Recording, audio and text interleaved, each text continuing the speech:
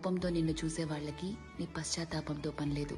వీళ్లే కాదు, నీ చుట్టూ ఉన్న ఇంకో 100 మంది నిన్ను 100 రకాలుగా చూడొచ్చు. వాళ్ళందరూ వాళ్ళ లోపల ఉన్న ఎమోషన్తోనే నిన్ను చూస్తారు. నిన్ను నిన్నుగా చూడగలిగేది ఆ పైవాడి తర్వాత నువ్వు మాత్రమే. ఎప్పుడైతే నువ్వు నీలో ఉన్న తప్పులు ఒప్పులు, మంచి చెడు, నీలో కోపాలు, నువ్వు చేసే మోసాలు, నీలో మార్పులు, నువ్వు పడే పశ్చాత్తాపాలు, నీ చుట్టూ బాధ్యతలు, నీ ఆశలు, వాటికై నీ కష్టాలు, దేవుడిచ్చిన లోపాలు, నీ ప్రయత్నాలు, ఇలా ఎదుటి వాళ్ళని జడ్జ్ చేయడానికి మనం వెతుకుతూ ఉంటామే, వాటన్నిటి ద్వారా నిన్ను నువ్వు చూసుకోగలిగితే ఎలా అన్బయాస్డ్ గా, లాయర్లా కాదు జడ్జి లాగా, అప్పుడు నువ్వేంటో నీకు అర్థమవుతుంది కదా. అదే సెల్ఫ్ అవేర్నెస్ అంటే. సెల్ఫ్ అవేర్నెస్ నీకు చాలా ప్రశాంతతనిస్తుంది.